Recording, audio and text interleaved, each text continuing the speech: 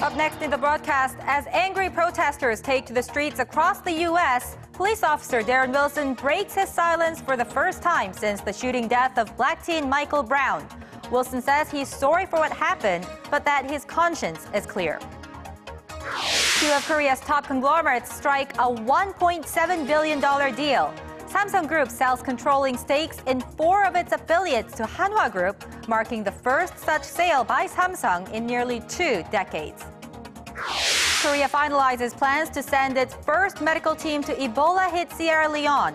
4 doctors and 6 nurses will join the global fight against the deadly outbreak late next month. Primetime News begins now.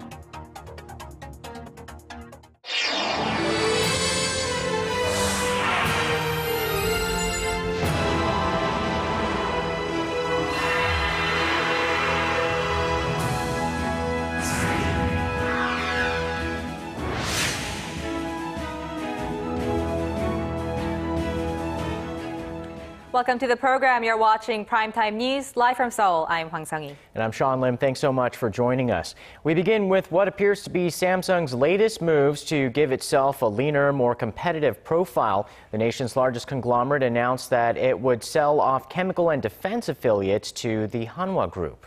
And with ailing Chairman Lee Kun-hee still in the hospital, the sale is also seen as a way to smooth out the generational transfer of family control. Arirang's Lee explains.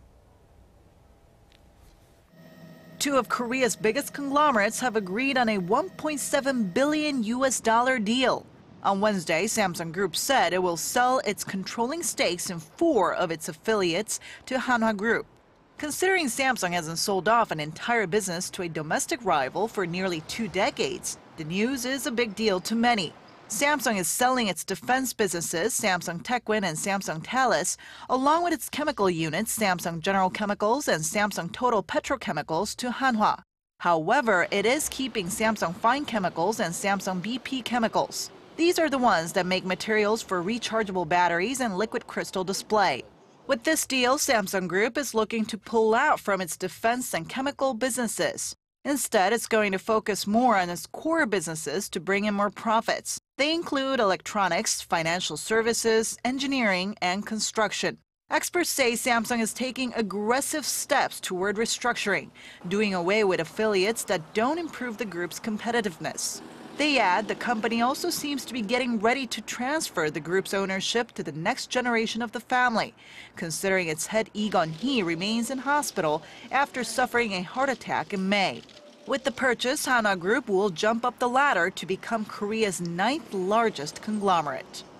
Lee, Arirang News. More grim readings for the Korean economy. Foreign investment banks have lowered the country's growth forecast for next year.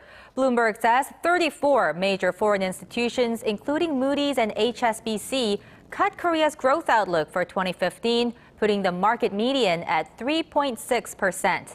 That's nearly half a percentage point lower than the Korean government's goal of 4%. Investment bankers cite slumping domestic demand coupled with unfavorable external factors as the reasons for the relatively low forecasts. They expect Japan's monetary easing to weigh heavily on Korean exports next year. Korea's consumer sentiment dropped to its lowest point in more than a year this month, despite government efforts to prop up the ailing economy. Sluggish economic conditions at home and abroad were to blame. Hwang Jie has the details.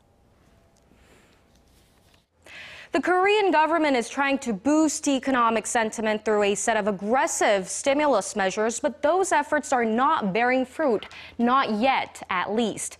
The Bank of Korea says the country's consumer sentiment index came in at 103 this month, down 2 points from a month earlier.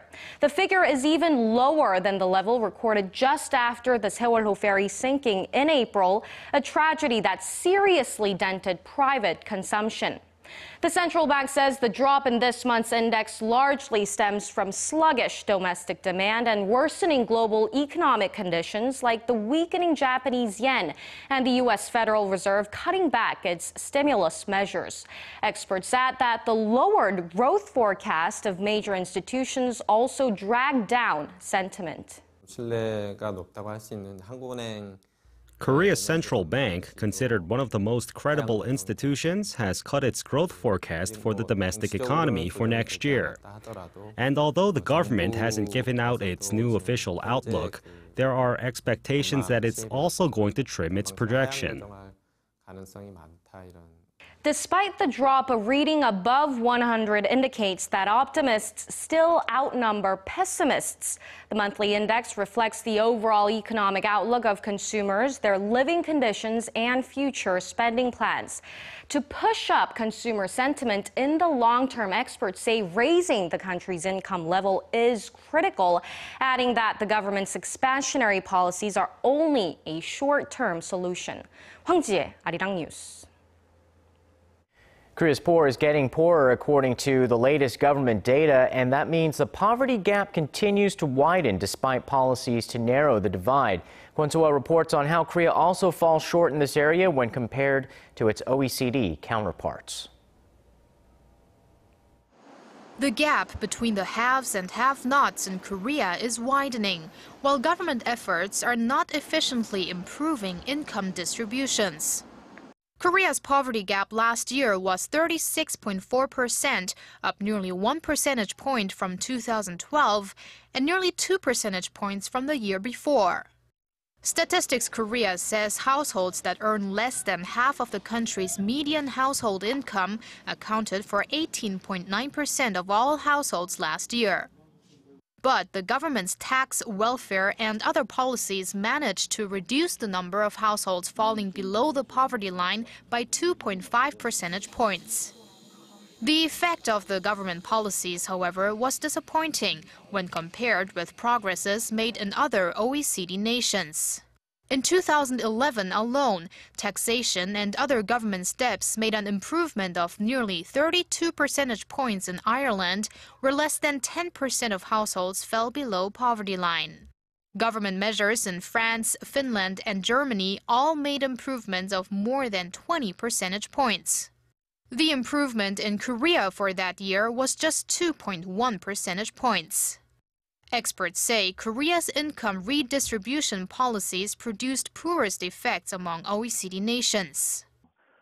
It's crucial to collect higher taxes for higher income people and distribute the money to the poor. That must be strengthened in Korea. The analyst added that the nation has to come up with better incentives and other supporting measures to help bolster spending powers of households in the low-income bracket. Hanwha, Arirang News.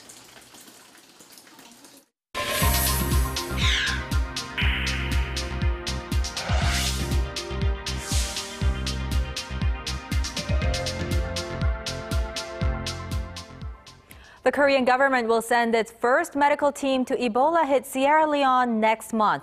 The focus now is on finalizing the details on what to do if one of them should contract the deadly virus during their mission.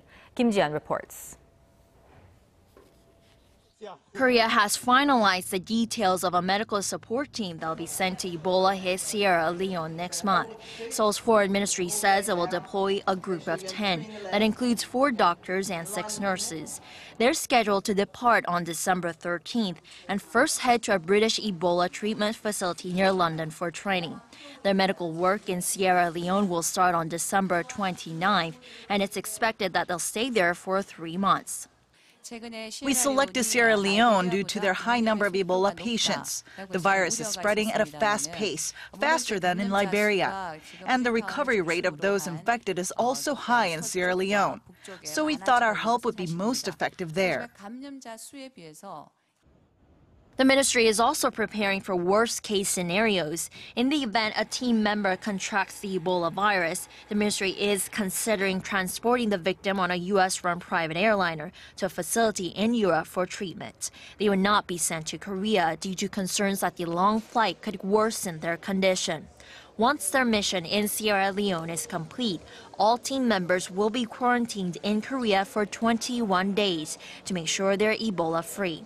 The ministry says it's considering sending 3 separate teams to West Africa next year, each composed of 10 people for similar efforts.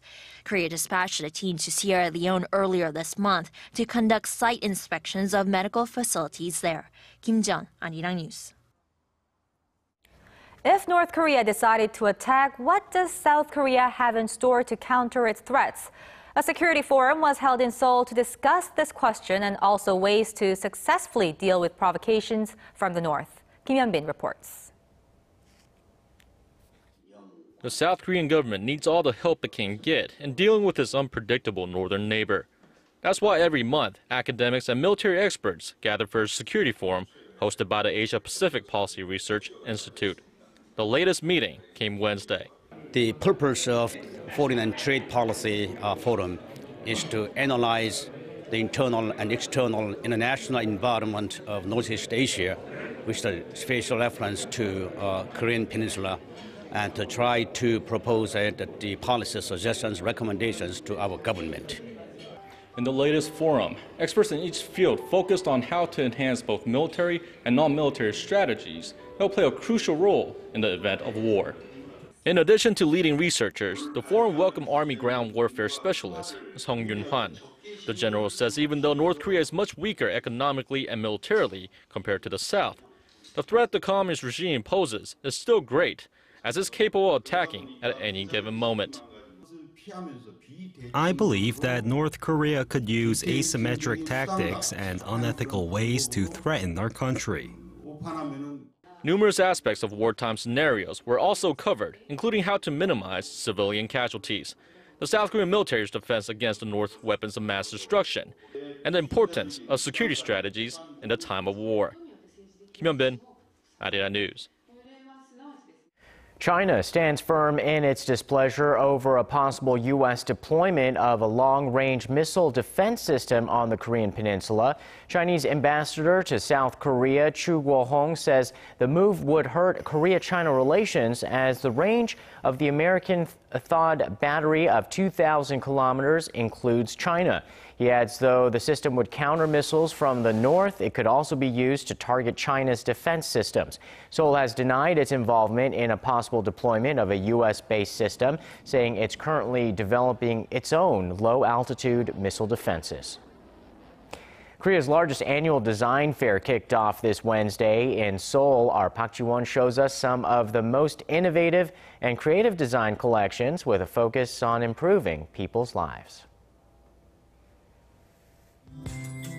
Korea's largest annual design fair features a diverse range of innovative and creative items. For example, all of this modern light equipment is made from 3D printers. And how about this cute ribbon-shaped wine stopper? There are also furniture pieces designed specifically for small studio apartments or one-person homes. And then there's this interior LED light. The shape is inspired by traditional white Korean porcelain pieces, yet its distinctive characteristic is that it's made of a silicone material, which makes for warmer and softer lighting. The design fair not only showcases fresh ideas by up-and-coming designers, it also puts so-called social designs into the spotlight that aim to change society for the better through smart designs. For instance, these products were designed by children facing physical or psychological challenges. All the profits will be spent on their art education. And these pretty flower patterns apply to products like smartphone covers, mugs, and t-shirts, come from paintings made by victims of Japan's wartime sexual enslavement during art therapy sessions. I thought their paintings could be used for design pieces. Our goal is to have people view and respect them as artists, not merely as victims. There are social issues that fit into the theme of this year's festival, well-aged life, well-balanced design. This year's Design Festival attempts to see whether designers can provide solutions for creating a healthier society. The 13th annual design fair is expected to draw tens of thousands of visitors during its 5-day run that ends Sunday. Park Ji-won, Arirang News. Korean is apparently the 13th most spoken language in the world, ahead of even French. With interest in learning the language growing, courses in Korean are also having a role in boosting the nation's economy. Shin Se-min has the story. He wasn't driven by K-pop. Ethiopian student Bizayo Bekata came to Korea to study medicine, inspired by Korean doctors who are treating the sick back in his home country. But before he could even begin his desired field of study, Bekata first had to learn the language it was being taught in. 아직까지 어려운 건 쓰기예요. 예, 한국 쓰기. 계속 뭐 예를 들면 어떤 전화 쓰면 못 따라듣는 거 있으면은 다시 플레이하고 그런 식으로 했어요. More than 86,000 foreigners were receiving paychecks in Korea as of last year. To attract more, the government has rolled out a plan to issue more work visas. 중요하죠. 지금 터키에서 예전에는 한국어에 대한 인식이 높지는 않았는데 요즘 한류 덕분이기도 하고 한국 기업들 때문이기도 한데 이렇게 한국과 졸업생들은 대부분 다 취직이 되고요.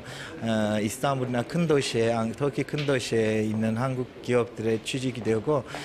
The Cyber University of Korea is facilitating efforts by offering free online language courses in 5 languages. The founder of the program says he plans to personalize teaching materials for foreigners working in different fields. With the lessons that are provided, foreigners will have no trouble handling casual, everyday conversations. But I think providing them with the skills to understand language specific to their field will help bring more foreign workers to Korea. Language is no longer just a form of communication, but also a medium that opens doors to a country's culture. The learning and teaching of the Korean language could also soon become the driving force behind the growth of the Korean economy. Shin Se-min, Arirang News.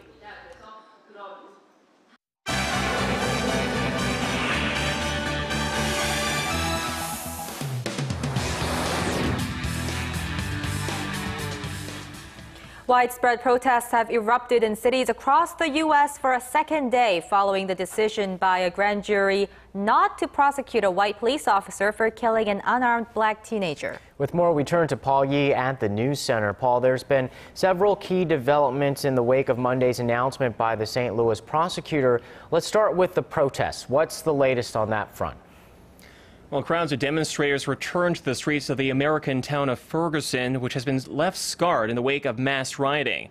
Police say 45 people were arrested Tuesday night, mostly for failing to disperse or defying orders to clear out from the streets. As for the additional 2,200 National Guard troops deployed to the area, the extra security presence appears to have somewhat curbed a further escalation of tensions. Speaking earlier in Chicago, President Barack Obama strongly condemned the violence and said there was no excuse for the criminal acts. Instead, he appealed to the American public to engage in a constructive dialogue about racial tensions and law enforcement. I have no sympathy at all for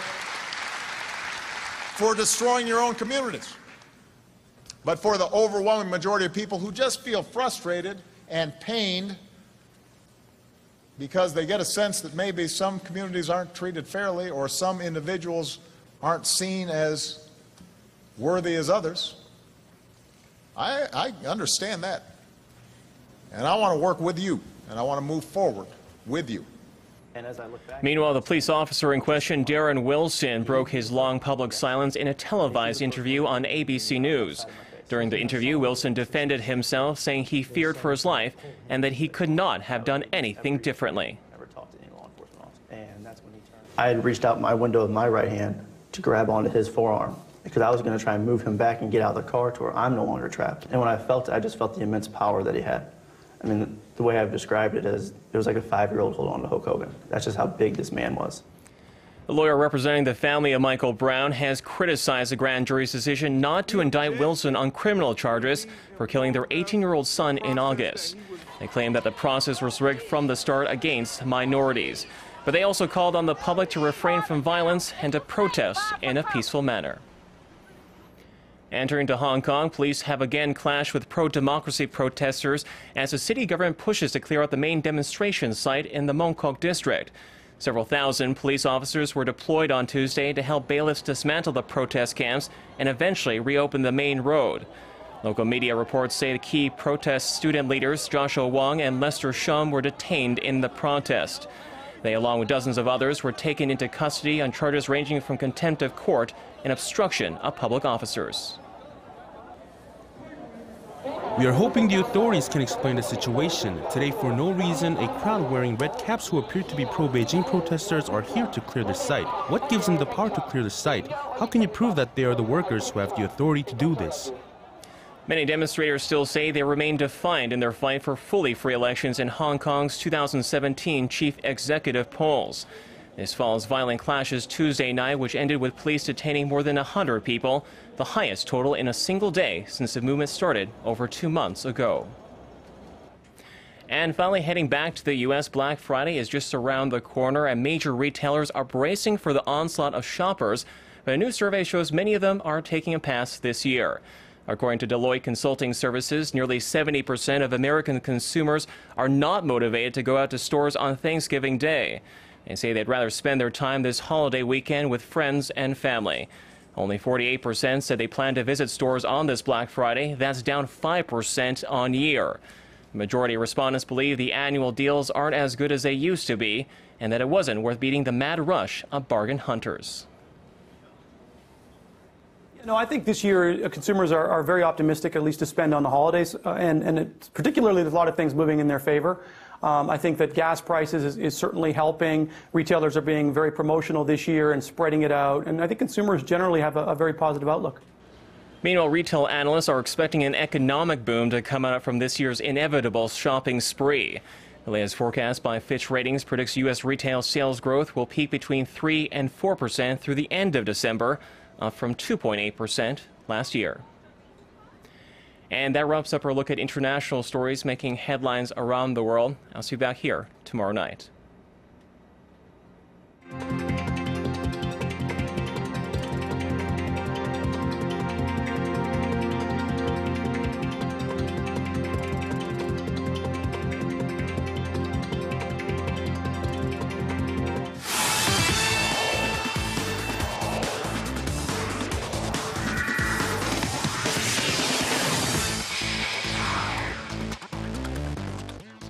Hello and welcome. I'm Stephen Che with a look at sports. Starting with basketball, we head to the KBL for Wednesday's doubleheader. First up, crosstown rivals, the Samsung Lions and SK Knights battled in Seoul. And the second place SK and the last place Samsung find themselves a point apart by the half. But SK's knight in shining armor, Aaron Haynes, lights up the fourth quarter, leading them to the emphatic win.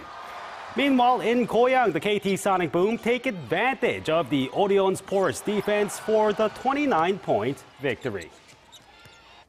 And we head to the V-League for two matches in Incheon. The ladies kicked it off with the Hunguk Life Pink Spiders taking on the Hyundai ENC Hill State.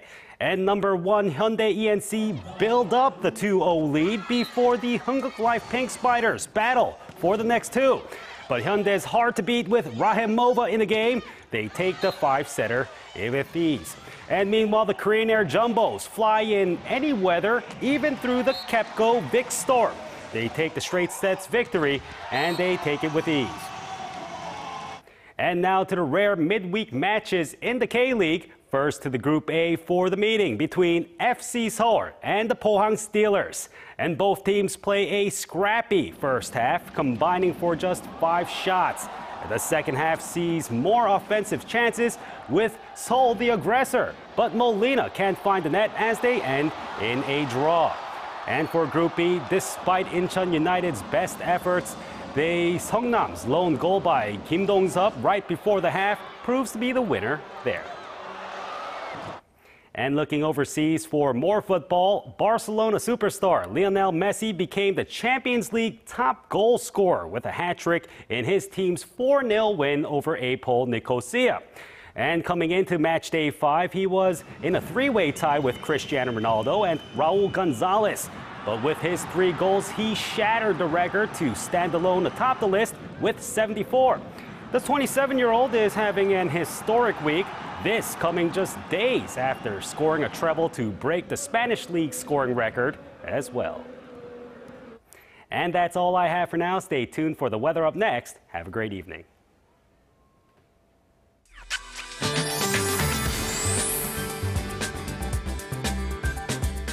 Hello, I'm Kim Bo-kyung with your weather forecast. It was a warm autumn day with numbers rising above the seasonal average here in Korea. And at the moment, we are under absolutely clear skies nationwide due to a high pressure front from China. These mild conditions will continue tomorrow as bright and warm weather is in store. However, it looks like rain clouds will move in by the evening. This will lead to nationwide showers on Friday, beginning along the western coast, then spreading throughout the country by the afternoon. Now, there should be a brief clear up on Saturday before more rain drops again on Sunday. On to Thursday's readings. Seoul makes it to 15, Gwangju hits 16. On to other regions.